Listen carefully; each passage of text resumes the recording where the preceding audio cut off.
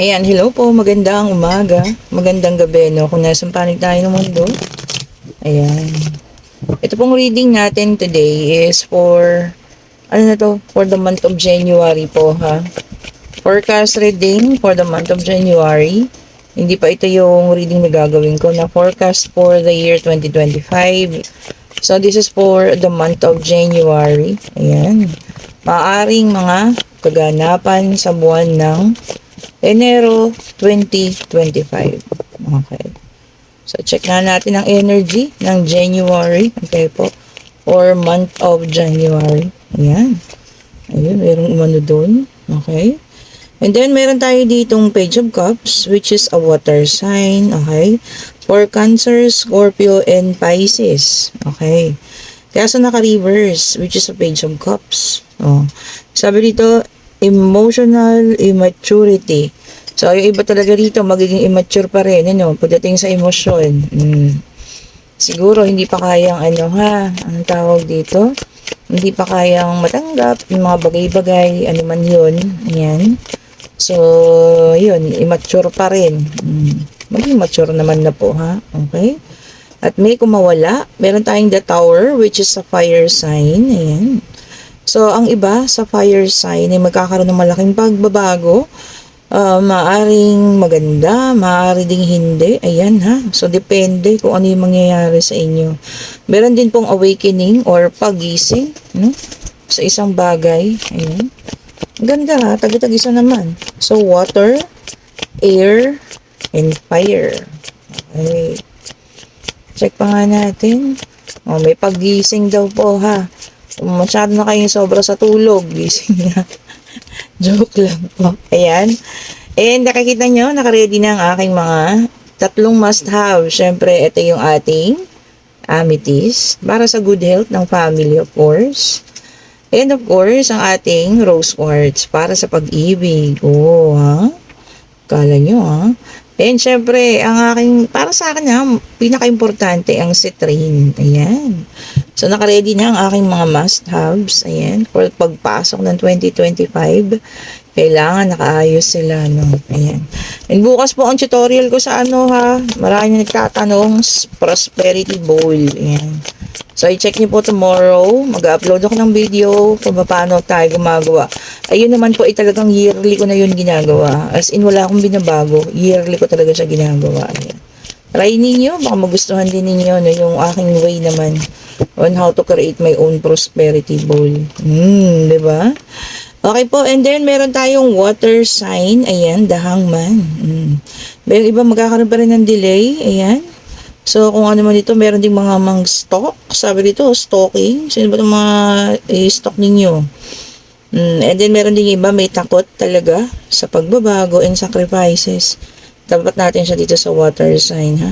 Okay. So, kung ano yung mga sign na lalabas, na natin ilalapag. Okay. Check pa nga natin para dito sa ating deck of cards. Ayan. So, this reading is for the month of January po, ha. Hindi po to sa entire year. So, this is for the month of January. Mga kaganapan or maaaring maganap sa buwan ng Enero 2025. Okay, so ito ay naka-reverse. So, this is a Knight of Cups, which is a water sign. So, puro water tayo nga rin dito, ha. Moodiness. Yung iba magkakaroon ng pagkainit ng ulo o mga water sign dyan. Pisces, Cancer, and Scorpio. Mga water sign, ha. So, ingat-ingat. Relax. And then, meron tayong Two of Pentacles, which is an earth sign. Ayan. Yung iba magkakaroon ng multiple priorities. Ano ba yan? O baka nagkaanak ng, dalawang anak sa dalawang babae. O ayun, multiple priorities. O di, ang dami na ngayon. O nga naman. Ayan, kasi hindi mapigilan. O di, dalawa na yung priority sa buhay. Pwede din naman na dalawa talaga yung pinapriority. Ibig sabihin, yung family mo and yung binubuo mong pamilya. O, depende po ha. So, basta raw yun, mga Earth sign, Taurus, Virgo, and Capricorn, makakaranas ng multiple priorities this January of 2025. And then, meron tayong the Hierophant, which is an Earth sign again. Ayan. So, yung iba sa inyo, parang magiging, ang tawag dito? Sabi niya rito, magkakaroon ng trust and forgiveness na. Magtitiwala ulit at magpapatawad. Ayan ha, water sign. Okay po. And then, meron tayong fire sign, two of wands. Ayan. May mga taga-fire sign. May mga fire sign, Aries, Leo, and Sagittarius, na may mga pinaplano. So, dito siya. Ayan, mga fire. So, water, fire, and earth. Ayan. So, may mga pinaplano raw kayo ha. Mga Aries, Sagittarius, and Leo. O ano man yung mga pagpaplano na ginagawa ninyo or iniisip ninyo this coming January. Maaring maganda, pagbabago, ganun.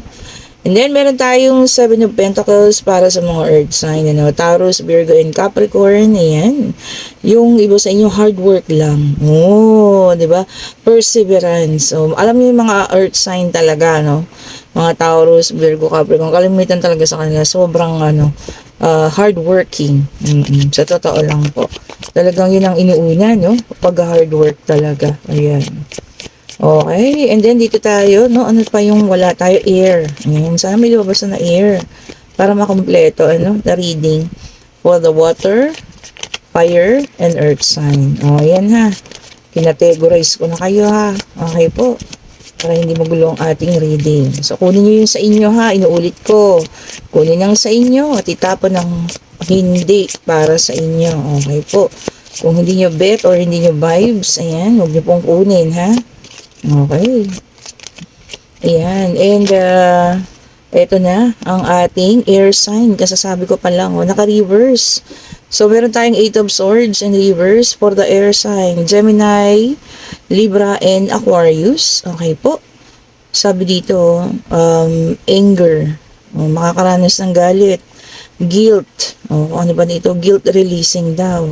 O yung iba magkakaroon ng negative thoughts. Ano ba yan? Pero meron din yung iba, open into new perspective. Open daw po. Kung ano yung, baka may mga suggestion, ayan, mga kaibigan mo, may suggestion sa'yo, or pwedeng sa work ninyo, para mas maganda yung ng work ninyo, di ba? So, open ka na. Di ba? Maganda yun para sa pagbabago. Pero bawas-bawasan din daw po, kasi mabilisan na magalit ang ating mga air sign. Bawas-bawas po ha. Ayun, kita natin yun. And then, meron tayo dito ang Ace of Wands, which is a fire sign. Ayan. Yung iba magkakaroon ng boredom. Ayan. Mawawala ng motivation. Naku, hanapin nyo yung motivation ninyo ha. So, dito ang fire. Ayan. Hanapin po ang motivation. Hindi pwedeng mawala yan. Kasi kailangan natin ng motivation para tayo ay mabuhay ha. Lalo na pag nagsawa kayo or nabore kayo, naku po, mahirap yun. Bigla na lang kayong hihinto. Okay? Okay. And then, meron tayo dito ang air sign ulit. Ayan. 3 of Swords in reverse. Sabi dito, releasing pain. Ayan. Magkakaroon ng transition. Magkaka-recover na. Maganda yun ha. Sa pagpasok ng bagong taon, magre-recover ka na. Alisin mo na yung mga negative feelings mo ng mga nakaraang taon. That's good. Okay po. New beginning, new month, new year, new beginning po ha. Okay. Maganda po yun ha. Siguro na-absorb mo na yung payo ko kagabi, yung reading kagabi. Diba?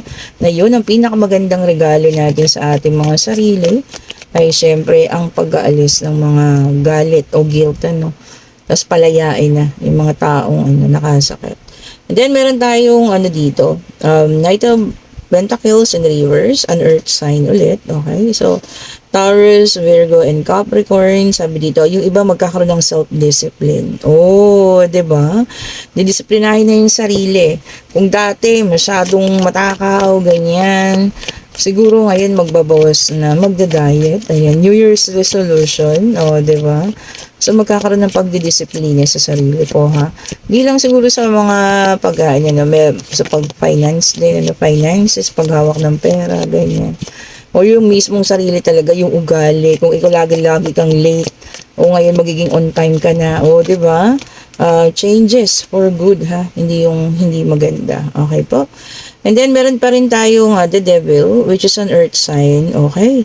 Pero yung iba pa rin, yung temptation or tukso, hindi pa rin maiiwasan. So, dito ang ating earth. Mga taga-lupa. Okay? Hindi niyo pa rin maiiwasan ng tukso or pagka-addict sa isang bagay. Ano. Hindi naman substance lang lagi. O pwede rin namang sa gaming, ganyan. O sa pagbili ng kung ano-ano. O kahit hindi kailangan. O diba, addiction din po yan. O. Okay, so yan. Binibigyan na kayo ng babala ha. So, putulin na pagdating ng January kung kaya po ha. And then, meron tayong Four of Wands, which is a fire sign. Aries, Leo, and Sagittarius. Okay? So, yung iba magkakaroon pa rin ng celebration. Ayan. Hindi pa tapos. Dire-diretso, no? Meron ding ma-engage. So, ayan, may engagement. Ayan po, ha? And yung iba naman, ikakasal. Oo, mas pinili yung January ng kasal. Oo nga. Kasi alam nyo, loaded ang December. O, sabi nila, kami na lang sa January. Oo, diba? Ang ganda, no? So, yun naman po, no? O, diretso pa rin yung mga celebration ng ating mga fires. Ay, siguro mayroon din mga birthdays, ayan. Binyag. Okay po. So, may mga atinan pa kayong mga celebration. Hindi pa siya tapos. Anyway, extended naman ng Pasko sa Pilipinas, di ba? Hanggang January 6 po yan. For the 3 kings. Okay, pero napakabilis ang panahon, ano? Panahon. Nung nakaraan, hinihintay lang natin ang Pasko at Bagong Taon. Pero ngayon, eto na. Patapos na. Ilang araw na lang, ilang tulog na lang. January 1st na po. Oh, di ba? And then, meron tayo dito, ang Six of Cups, which is a water sign. Cancer, Scorpio, and Pisces. Ayan. O, yung iba sa inyo, magpo-moving forward. Ayan. Meron ding aalis sa bahay. Ayan. Baka yung magsasarili na. O, diba? Ang ganda doon magiging ka na, independent. O, diba? Baka meron din magiging independent na dyan. O, ayan. Okay naman, start your new life. Siyempre, lalo na kung 30 ka na. Diba? Okay na okay po kung maging independent na kayo. Mga 30 years old dyan. Diba? Time to be independent na raw. And then, meron tayong the moon, which is a water sign. Ayan. Ayan, may iba sa inyo, meron pa rin takot. Ayan. And yung iba magkakaroon ng premonition. Kung ano man po yun ha. Premonition sa isang pangyayari, isang bagay. Ayan. So, i-check nyo na lang. Maaari binibigyan kayo ng babala. Ayan, balala. Babala, okay? Ng ating Divine Universe. So, huwag mong ipagwalang bahala, ha? Especially kung meron kayong nararamdaman or meron kayong mga nakikita. Yung mga tinatawag na deja vu. Okay po? Ulit-ulit. Sabihin po yan, ibabala po yan. I-analyze po, ha? Okay? And then, meron tayo dito earth sign, okay, which is the hermit. Yung iba, magkakaroon ng, sabi rito, truth seeking, hahanapin ng katotohanan. So, ito yung ating earth. Ayan, kung ano mga katotohanan nyo nais yung hanapin ng Diyos, sana hindi siya makasakit ng gusto sa inyo. Lagi nga sinasabi, diba? The truth will set you free, however, truth hurts. Oh, galing. Ayan ha, nagagamit ko na yung aking mga English dito. Okay po? And then, meron tayong the lovers, which is an air sign. In reverse naman. Oh, self-love. Oh, yung iba talaga unahin na ang sarili ha. Sarili muna. Which is good. Okay po, walang masama. By this time, sarili mo muna unahin mo. Self-love, self-growth. Ayan po. Paganda ka, magpayaman ka. O, diba? Maging tawag dito, makisalamuha ka sa ibang tao, mag-explore ka, ayan, diba?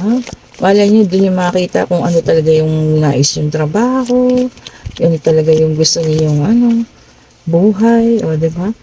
And then, meron tayong Ace of Swords in reverse, which is an air sign. Yung iba sa inyo magkakaroon pa rin ng confusion o pagkalito.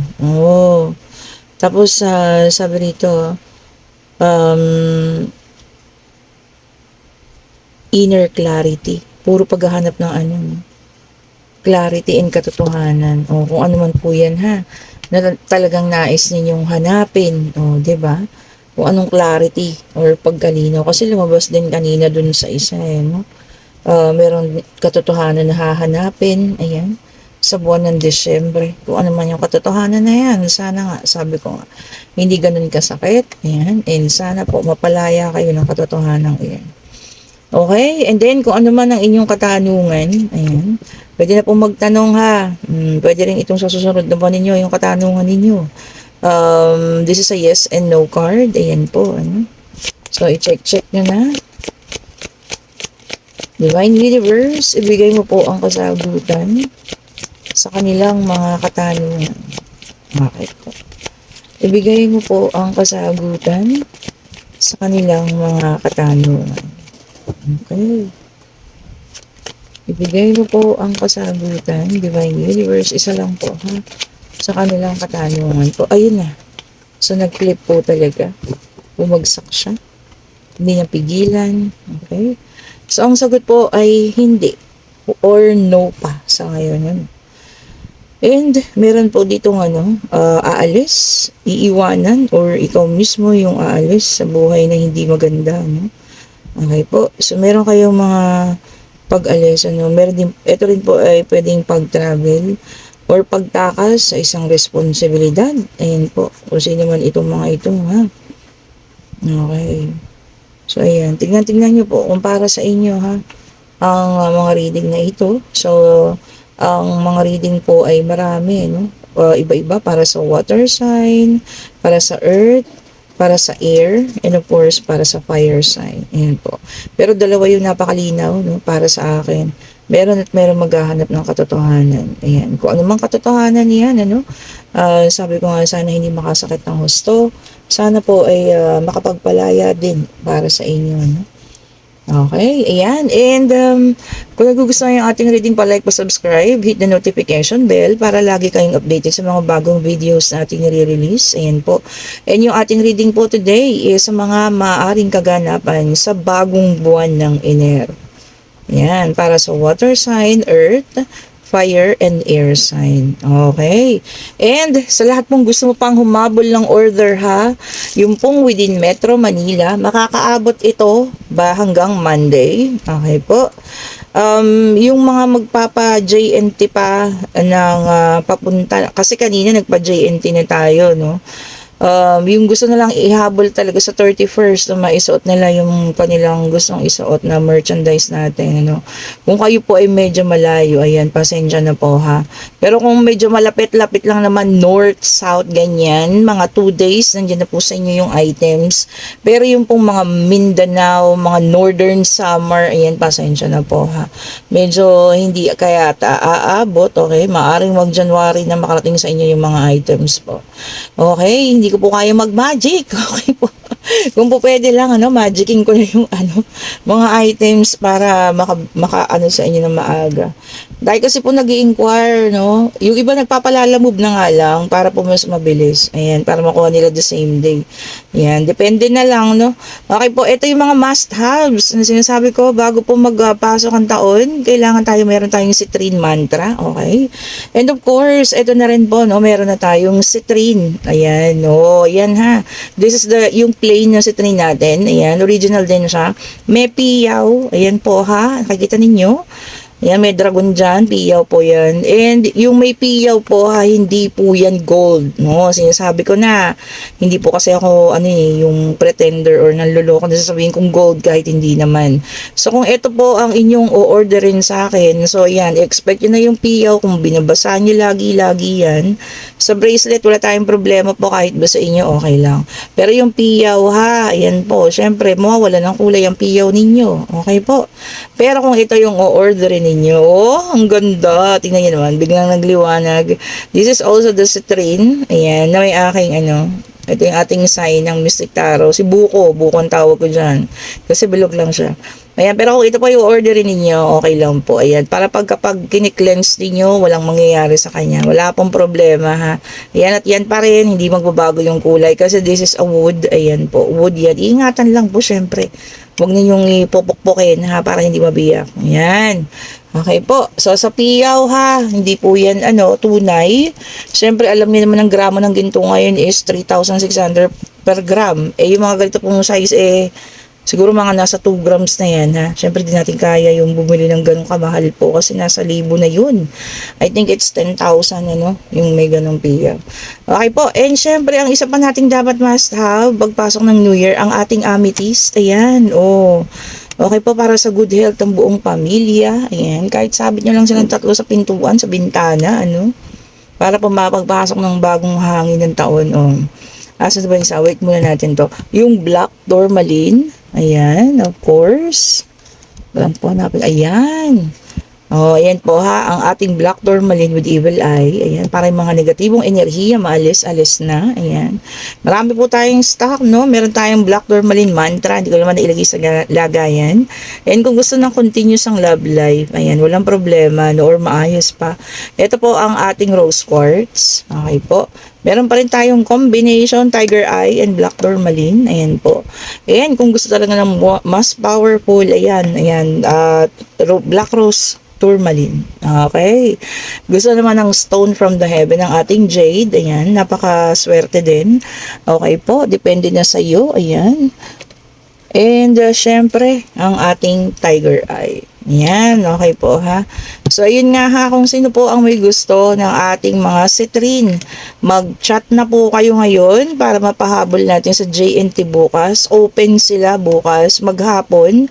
By Sunday, half day na lang po sila. By Monday, it's holiday, so half day po sila, no? Pero pwede ko siyang i-ano para sa inyo po. Ayan, sa mga mag-order at maghahabol pa. See the difference po ha, pero parehas pong napaka-powerful niyan. May mantra, ibig sabihin po kasi bawat beads is may dasal. Ayan. Ito naman, all original mantra, wala siyang tatak, makinis lang. Oh, okay po. So kahit ano ang kunin niyo dyan, napaka-powerful ng dalawang ito. Okay po. Mas yellow lang itong ating citrine.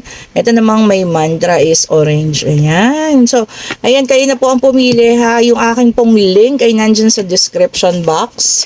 Nandyan din sa comment section. Bahala na po kayo dyan. I-click nyo na lang yung link. Ayan, sa dami po nang nagtatanong ha. And of course, magkaiba po ang price ng ating original citrine. Ayan. At ng ating, this is the citrine mantra and all original citrine. Magkaiba po yan ha ng price. PM nyo na lang po ako. Thank you so much for watching. Have a great day. Stay safe po ha. Hihintayin ko ang pag-PM ninyo para i-ready na ang inyong mga citrine. Bye-bye po!